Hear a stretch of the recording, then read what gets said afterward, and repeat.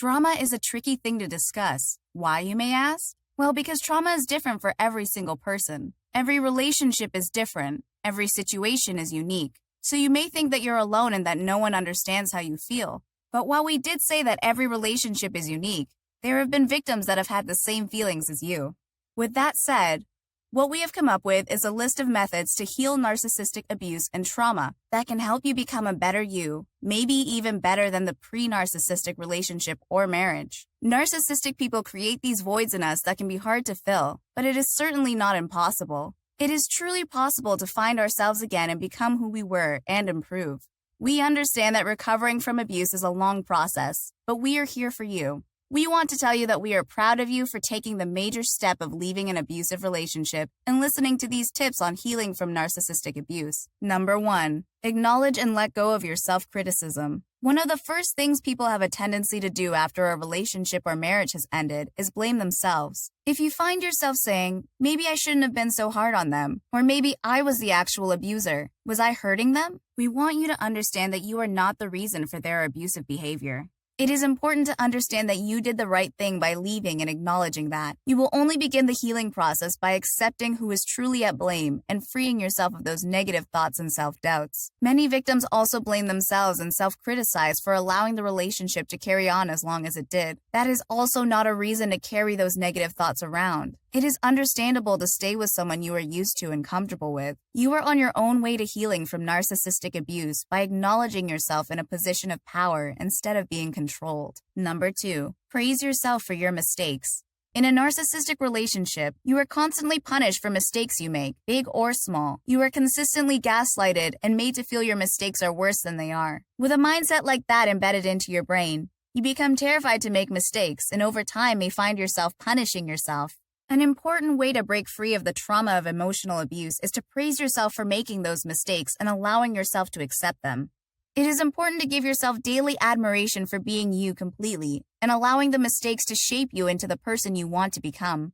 Accepting big and small mistakes is an important step to take for healing from narcissistic abuse. These mistakes should not be thought of as end-of-the-world situations, but rather situations that can help you heal from the trauma that you went through. Number 3.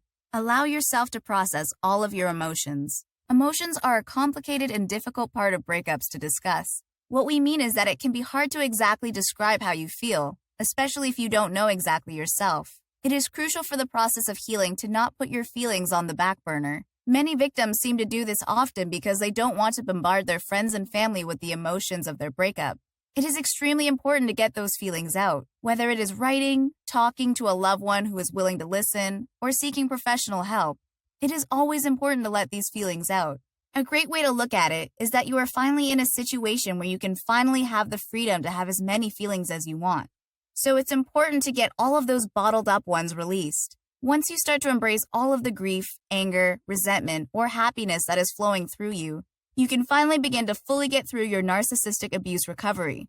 Processing these feelings sometimes can be hard to do. You may find yourself stuck in a loop, feeling resentment after going through grief and feeling broken, but waking up the next day and starting to grieve that relationship again. That is okay. Any emotion is a good emotion. It means you are trying to reach your goal of full recovery. By the way, make sure to subscribe if you've learned something new today. Number 4, self-care. This is usually an answer anyone will get when they ask, what is the best way to heal from a breakup?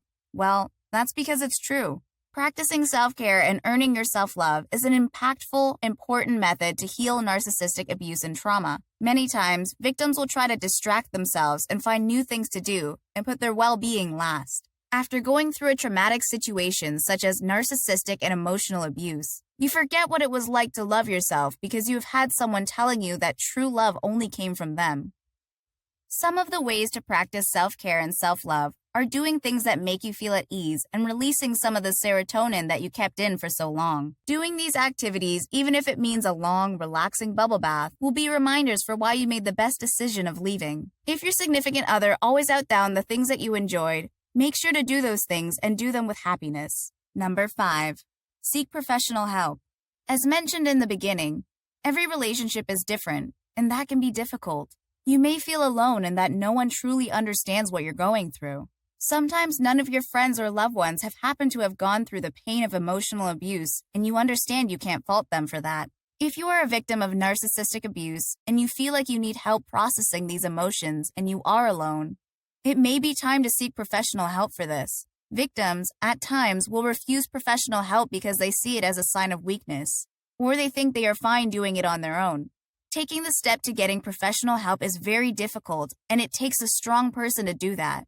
Professionals can help relay information that they have learned through helping other victims or what they learned experiencing it themselves. Some of the ideas they try to impart to their patients are setting boundaries, having no contact with the abuser if they have the ability, recognizing their lowest and highest points, and helping them move from low to high. These tips and tricks coming from professionals may be the key to your successful healing of the narcissistic abuse you endured. One aspect of a narcissistic relationship or marriage that seems to be the most difficult to heal from: trauma bonding. Trauma bonding is the relationship between a narcissist and their victim. The relationship is difficult for outside parties to understand because the victim starts to grow sympathy and deep feelings for their abuser. Many people who have not had to experience trauma bonding can't fathom why a victim would feel bad for their abuser, and can sometimes grow to feel resentment towards the victim. Something we commonly hear from friends or family is, "Well, I can't help someone who doesn't want to help themselves." Seeking professional help after finding yourself deep in a trauma bonding relationship may be the emotional support you need.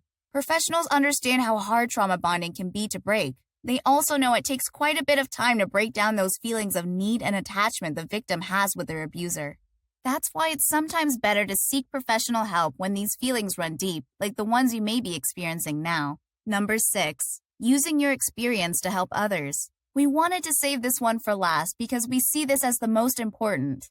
If you learned a super cool trick to make someone's life easier, wouldn't you want to share with people that you feel like would benefit from the knowledge? The same goes for how to recover from narcissistic abuse. As we have said repeatedly throughout the video, you and your loved one has taken the first step to recovery, leaving the toxic situation. That is the hardest step, and the next steps are going to be harder, but also much easier. By now, you have done hours of research on tips to be okay after making such hard decisions. All of this research and resources you have gained, someone else may not have. It may help you to help someone else who's in the same shoes as you currently. They may need that push to be where you are now. Some victims will seek help from someone who has been in the same situation before seeking professional help. They find it easier to talk to someone who they know has been in their shoes. One way you can help people through this trying experience is starting a local support group. It can help you to hear advice and stories from someone else while you help them at the same time, to give the feelings of togetherness and that new attachment they need that is much healthier. That can make the victim's road to recovery much easier, and it can help you to know you are not alone anymore. This may increase your chances of making a full recovery and moving on to a new chapter in your life. And if you liked this video, then check out these related videos to see more. And make sure to like this video to let the algorithm know you'd like to hear more videos like these.